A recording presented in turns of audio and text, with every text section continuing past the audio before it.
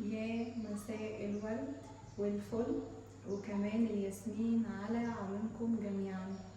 وحشتوني طبعا، يعني ده شيء اكيد مفيهوش كلام. حتى لو انا معاكم كل يوم فدايما بتوحشوني، معرفش ليه. طيب النهارده ان شاء الله انا طالعه معاكم بفيديو، والفيديو اللي انا لمحت فيه امبارح وقلت ان فيه مفاجاه صغنونه شويه، تمام. وقلت لكم ان شاء الله باذن الله بكره هتعرفوا كل حاجه.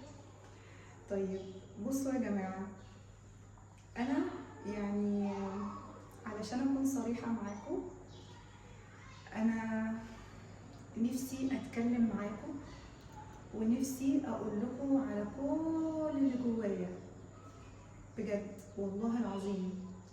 وده يمين يعني هتحاسب عليه قدام ربنا، ولكن مش كل حاجة ينفع ان احنا نتكلم فيها، ومش في كل الاوقات الكلام بيكون كويس لينا. لا، احيانا كتيرة قوي الكلام بيتعب، احيانا كتير الكلام بيجيب مشاكل ووجع دماغ احنا في غنى عنها اساسا. ولكن كل اللي انا اقدر اقوله ان انا ببدأ بداية جديدة مع نفسي، تمام. زي ما تقولوا بقى بادئة من الصفر. أنا بادئة من الصفر، كأني ببني نفسي من أول وجديد، كأني عارفين اللي هو إيه، يعني بحط أول طوبة في أول سطر أساسا بعد كل اللي فات وبعد كل اللي سماح عملته.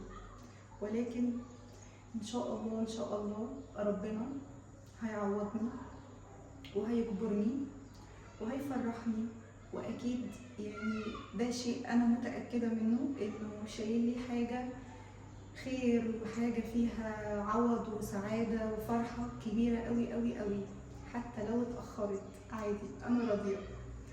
طيب ايه هي سموحه المفاجاه؟ علشان خاطر مش عايزه اتكلم كتير ومش عاوزه اطول عليكم، قررت ان انا اخيرا وبعد يعني بعد تفكير طويل وبعد ما درست كده كل الامور من كل الزوايا، ولقيت ان انا استاهل افرح. يعني عارفين دي الكلمه اللي انا قلتها لنفسي كل ما كنت بقعد مع نفسي وافكر واقول ايه اللي المفروض اعمله، طب اعمل ايه، طب اعمل ولا استنى، كنت بلاقي نفسي برجع لنفس الكلمة اللي هو سماح محتاجة تفرح، سماح محتاجة تفرح نفسها، سماح محتاجة تقف على رجليها من تاني، سماح محتاجة ان هي تقول لنفسها لا، انا مش اي حاجة تهزمني بسهولة، انا مش اي حاجة تأثر فيا، انا مش اي حاجة تكسرني او تكسر اللي جوايا. لا، كنت بقول لنفسي انا محتاجه افرح.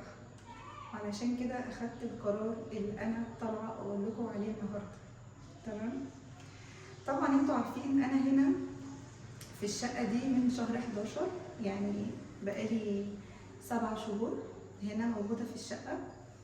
واول ما جيت وانا الوضع ما كانش احسن حاجه خالص، والحمد لله بفضل ربنا طبعا ده اولا، وبفضل ان انا واحدة واحدة مع نفسي بقيت يعني اجتهد، وبقيت ان انا ارتب وانظم واحسن من الجو علشان خاطر نفسيتي وعشان خاطر اولادي ما يحسوش باختلاف او بفرق في اي شيء.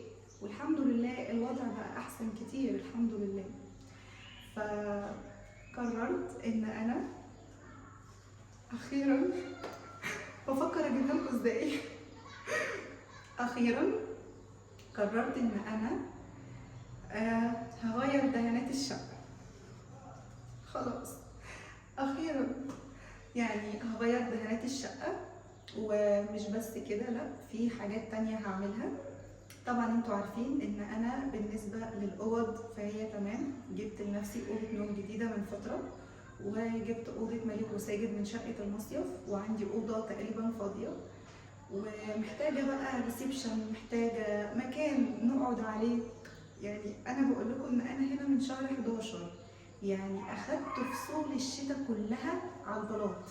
يعني انا وولادي قاعدين على البلاط. انا عامه همسك الكاميرا كده وهصور لكم علشان تشوفوا الوضع اللي انا قاعده فيه على الطبيعه. تمام؟ علشان خاطر يعني يمكن لما بكون بصور معاكم فيديوهات انا بحاول على قد ما اقدر ان انا اجيب لكم الزاويه من مكان حلو، شكل جميل، ما ببينلكوش حاجه مش لطيفه، فاهميني؟ ولكن دلوقتي انا هوريكم الوضع على الطبيعه علشان تعرفوا ان والله وضع صعب، والمفروض اني ما كنتش استحمله او ان انا اتقبله، ولكن اوقات الظروف او الحياة بتجبرنا على تقبل اشياء لاجل اشياء تانية. فاللي هو مفيش قدامك اي اختيار او اي قرار تاني. تمام؟ فانا قررت ان انا هصبغ الجدران او هجدد الجدران، اغير الالوان. يمكن دي اكتر حاجة كنتوا بتقولوا لي عليها من ساعة ما جيت هنا الشقة دي ومن ساعة ما انتوا شفتوها. وعامة ربنا لوحده اللي اعلم، انا كنت قاعدة ومتقبلة الوضع وحاسة بايه، علشان انتوا عارفين عامة سماح وعارفين ذوقها كويس وعارفين هي بتحب ايه وقد ايه هي بتحب الحاجة الهادية الجميلة الرقيقة. فان شاء الله خير. وانا كان صبري، ركزوا في النقطة دي كويس جدا، انا صبري ده كان له اسباب، مش اللي هو انا يعني كنت ساكتة كده وخلاص، ولا هو بخل ولا هو استخسار ولا هو ان انا مثلا اي اسباب تانية. تمام؟ لا، هو كان له اسباب انتوا ما تعرفوش عنها حاجة. المفروض ان انا كنت موجودة هنا في الشقة دي عشان خاطر مدارس ولادي، وانا اتكلمت معاكم بالفعل في الموضوع ده. فاعتقد كفايه قوي. نحاول بقى نفرح نفسنا شويه، ويلا بينا عشان ما اطولش عليكم. همسك الكاميرا وهوريكم الشقه وهوريكم انا نويت اعمل ايه. يعني مش بس على قد الجدران، لا انا ناويه ان شاء الله اعمل ريسبشن. نختار مع بعض ونشوف النظام هيكون ايه، وان شاء الله نختار حاجه حلوه. تمام؟ واسفه طبعا على صدى الصوت، بس انا حبيت ان انا اتكلم معاكم الفيديو كده يكون على الطبيعه. انا دايما بعمل فويس اوفر يعني على الصوت، ففي صدى صوت علشان خاطر ان الشقه فاضيه او الصاله هنا في الريسبشن فاضي. تمام؟ فيلا بينا. وعاوزاكم طبعا تدعوا لي دعوه حلوه من قلبكم. لا ركزوا في الحته دي ركزوا جدا، ركزوا قوي قوي. ليه؟ علشان دي اكتر حاجه انا محتاجه لها. سيبكم انتوا بقى من الشقه والجدران والريسبشن والكلام ده كله، لا، سماح محتاجه دعوه حلوه من كل الناس اللي بتحبها. بس مش هقول حاجه تاني. يلا بينا. طيب يا جماعه، دلوقتي طبعا ده باب الشقه اهو، وهنا كده جنبه على طول طبعا الطرقة والحمام والمطبخ. يعني ملناش دعوة بيهم خالص، يعني ملناش دعوة بالمطبخ والحمام والطرقة والكلام ده كله. انا بس حبيت اصور معاكم علشان هلف دلوقتي، هدي للباب ظهري. عاوزاكم بس ايه تكونوا فاهمين النظام بتاع الشقة. تمام؟ اهو انا دلوقتي ظهري لباب الشقة. طبعا دي الصالة، دي الصالة اهي، اكيد يعني خلاص عارفينها اكيد خلاص دلوقتي حفظتوها. تمام؟ دي الصالة، هي ما شاء الله حجمها حلوة قوي، يمكن اكبر شقة اساسا انا قعدت فيها. تمام؟ اهي الصالة ما شاء الله واسعة جدا. طبعا بالنسبة للأوض انا عندي 3 اوض. انتوا عارفين دي الأوضة اللي كانت مقفولة، اللي هي حاليا دلوقتي تقريبا فاضية، مفيش فيها بس غير التلاجة والديب فريزر. تمام؟ ودي الأوضة بتاعت مالك وساجد. طبعا انا حاطه الكيس اللي هناك ده عشان خاطر الناموس بالليل لان الازاز مكسور. والاوضه الثالثه وهي طبعا الاوضه بتاعتي هنا. تمام؟ بالنسبه للاوض انا مش هعمل فيهم اي حاجه دلوقتي، يعني خلوني كده ايه ابدا واحده واحده. عارفين اللي هو انا كنت فين وبقيت فين خلوني ابدا واحده واحده. تمام. طبعا الجدار ده انتوا شايفين شكله، ده اللي هو اصلا يعني ظهر المطبخ اهو. وطبعا ده الريسبشن، المفروض يكون بقى يا اما يعني ركنه، يا اما انتريه، يا اما صالون، لسه بقى الله اعلم ما نعرفش. فاول حاجه خلوني اتخلص الاول من الالوان. يعني انا حاسه ان انا قاعده في قوس قزح بجد والله. يعني انا الله يكون في عوني على ال7 شهور اللي انا قاعداهم هنا. تمام. طبعا ادي الشقه بالنسبه للالوان، طبعا كلها هتتغير تبقى لون واحد كالعاده. انتوا عارفيني بحب يعني المكان اللي انا اكون قاعده فيه يكون هادي ويكون بسيط، على الاقل الالوان بتاعته تكون هاديه ومريحه. تمام. طبعا نيجي بقى هنا على الجزء ده اللي هو المفروض ريسبشن. على فكرة برضو المساحة بتاعته زي ما انتم شايفين ما شاء الله حلوة قوي. شايفين على فكرة هو عالي شوية هنا عن الصالة، يعني نازل كده بدرجة. تمام. طيب بصوا يا جماعة، طبعا يعني انا بيني وبينكم محتارة ما بين ان انا اعمل مثلا الجلسة او المكان هنا ولا في الصالة برا. بس يعني خلاص انا اخدت القرار ان انا هعمل المكان اللي هنقعد فيه بشكل مستمر اللي هو الريسبشن، يعني يكون هنا. طالما انا عندي مكان يبقى ليه اضيق على نفسي وعلى عيالي ونروح نقعد في الصالة؟ لا، هنا مكان حلو، في طبعا بلكونة جميلة صورت فيها كتير قوي، وفي كمان شباك. فالمكان محتاج شوية تعديلات، يعني مثلا عندي الشباك ده السلك بتاعه مقطوع، ما علينا الحاجات دي هتتعمل مفيش فيها اي اختلاف. عندي في الارض الجزء ده. تمام.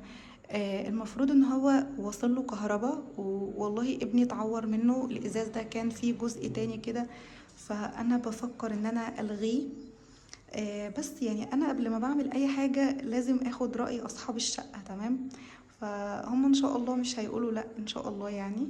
وانا قبل ما افكر في الدهانات طبعا انا اخدت رأيهم الاول. اوكي مفيش اي مانع يعني. فالمهم دي حتى لو هم مش حابين ان انا اقفلها خالص بسيراميك تبقى ارض متساوية، هتصرف يعني انا هتصرف، مش هسيبها كده اللي هو احنا هنعمل ركنة او انتريه فهنقعد هنا، فعشان خاطر ولادي محدش يتعور محدش يتأذي. فهتصرف هشوف لها ان شاء الله حل، حتى لو عادي لما اجي امشي يبقوا يشيلوها تاني. فاهميني؟ وطبعا هنا بقى بالنسبة للسفرة، فانتوا عارفين ان انا لسه جايباها هنا من فترة. في الاساس ما كانتش هنا اساسا، كانت برا في الصالة، فهتطلع برضو يعني مش هتبقى هنا بقى خلاص. انا كنت نقلتها علشان تكون يعني تحت الشباك زي ما هي كده، وانها تكون كمان قدام باب البلكونة، فاللي هو يعني ايه لما نيجي نذاكر كمان ولادي بياخدوا عليها هنا درس. ف يعني خلاص هطلعها برا تاني، وان شاء الله هعمل معاكم حاجة حلوة. طبعا انا بوريكم الشكل يعني من بعيد اهو، بالنسبة للألوان والجدران الحوائط السقف كل حاجة. شايفين؟ طبعا كل ده لما خلاص بقى يعني يدهن ويبقى بلون واحد، لون كده حلو، يبقى لون سادة. هتحسي بالوسع، يعني عارفين انتوا الشقة واسعة وجميلة قوي بس مش باين. يعني عارفين والله انا ماسكة الكاميرا وبصور حاسة ان هي مش باينة الوسع بتاعها زي في الحقيقة، علشان خاطر الالوانات اللي فيها اساسا مضيقة المكان. لكن لما بيكون لون موحد ولون هادي وشيك كده بتحس ان المكان بيدي وسع. تمام. فان شاء الله هعدل الجزء ده كله. الشاشة طبعا هتتنقل هي كمان من هنا بالفعل لما نعمل مثلا ركنة او انتريه او صالون. فيعني الجلسة بتاعتنا كلها بالنهار وبالليل كل حاجة بقى بشكل يومي هتكون هنا في المكان ده. تمام. فهنقل الشاشة مش هسيبها هنا في الصالة. انا بس يعني ايه كنت عاملاها هنا احتياطي. تمام. والله العظيم شايفين انتوا السجادة دي؟ شايفين انتوا المنظر ده؟ دي بقى يعني دي الجلسة بتاعتنا حقيقي. عارفين لو حد ضيف جه بنقعد هنا، صحباتي بنقعد هنا، اهلي بنقعد هنا، اي حد غريب قريب بنقعد هنا اهو. اللي هو تعالى اتفضل يا عم الحاج اقعد معانا على الارض. لو اقعد معانا في كل الاحوال بتاعتنا مفيش اي مشكلة، متتكبرش علينا. فان شاء الله المكان كله هيتظبط وهيتعدل وخلاص. بصوا ودعوا لي بقى المنظر ده، خلاص يا جدعان ودعوا لي المنظر ده. شايفين؟ انا وعهد الله فرحانه قوي بجد. يمكن الموضوع يبقى ايه بسيط، لكن لا مش بسيط. ممكن حد يشوفه بسيط، ولكن هو مش بسيط خالص خالص. انتوا شايفين المنظر ده؟ بصوا الالوانات حتى بتلعب يعني مع الكاميرا.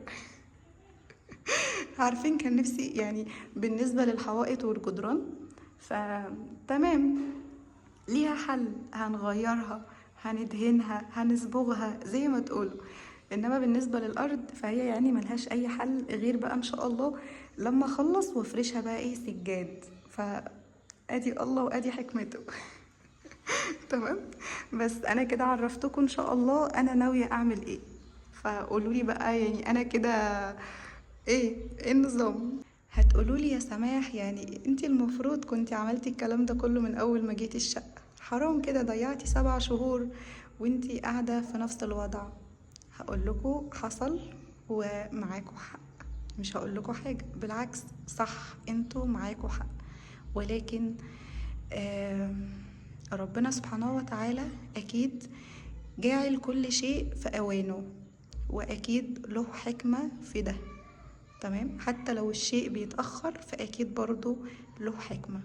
كل تأخيرة وفيها خير إن شاء الله بإذن الله. وده اللي أنا بقوله لنفسي كل دقيقة، مش كل دقيقة، ده كل ثانية. أقول لكم على حاجة كمان، أنا والله والله إن أنا يعني من جوايا أنا محتاجة التغيير ده، أنا محتاجة التعديل ده علشان خاطر نفسيتي وعشان خاطر سعادتي وراحتي. أهم شيء في الدنيا أقسم بالله ما في بعد سعادتي وراحتي شيء، أنا وولادي طبعا. ففي الأول وفي الآخر أنا كنت هعمل ده حتى بدون تصوير. تمام. فبما اني انا كده كده بصور يومياتي وبعيشكم معايا كل حاجة، فاللي هو ايه يلا كنوع من انواع التغيير اخليكم تشاركوا معايا كل حاجة انا بعملها. وبس كده، اعتقد طبعا كده تكونوا خلاص فهمتوا وعرفتوا انا ناوية اعمل ايه بعد ما شفتوا الوضع كله على الطبيعة. يعني الشقة دي انا قاعدة فيها ايجار، ففي الاول وفي الاخر مش بتاعتي. فلما اجي اجدد ولما اجي اكلف في شيء ملكي، في شيء بتاعي، يعني خلوني اتعلم بقى. يعني كفايه قوي كفايه قوي، انا خدت دروس تكفيني اليوم ما اموت. تمام. فاجدد اغير من نفسيتي اعمل حاجه هاديه وجميله واكون قاعده في المكان وانا مرتاحه ولكن بشويش بعقل، يعني ايه بحكمه، بدون ما نكلف كتير وبدون ما نرجع نزعل على الحاجه دي تاني. وكمان لما اشتري او لما اكلف يبقى في شيء لما اجي امشي هاخده معايا. زي لما اشتريت اوضه نوم جديده ليا، جبت اوضه نوم مفيش زيها اصلا، جميله، فلما هاجي همشي هاخدها معايا. كذلك في نفس الوضع انا لو عملت ريسبشن او عملت يعني ايا كان ركن انتريه، لما اجي همشي هاخده. واشتريت حاجات كتير، اشتريت سخان واشتريت حاجات كتير قوي دي بتاعتي، لما اجي امشي ان شاء الله اكون هروح المريخ هاخدها معايا. تمام. انما في الاساسيات لا، نحاول نعمل بس حاجات بسيطه. تمام كده. تمام. فان شاء الله تتابعوا معايا الاحداث او التغييرات اللي انا هعملها ان شاء الله. والله العظيم حتى بدون تصوير انا كنت هعمل ده لنفسي. يعني سماح محتاجه ان هي تكون قاعده في المكان مرتاحه، تكون مبسوطه، تكون سعيده، علشان هي استحملت كتير قوي يعني طول الشهور اللي فاتت وانا وضعي صعب والله العظيم. انا اي حد كان بيجيلي بصوا صحباتي، ضيوف، ناس غريبة يمكن كنت ببقى أول مرة في حياتي أشوفها أو أول مرة أتعامل معاهم، كانوا بيجوا يعني لظروف كده، فأنا ما كنتش بلاقي مكان نقعد فيه، كنا بنقعد على الأرض، فالوضع ما كانش حلو. فخلاص ننسى بقى اللي فات ونبدأ صفحة جديدة تكون كلها إن شاء الله أوضاع جميلة. تمام.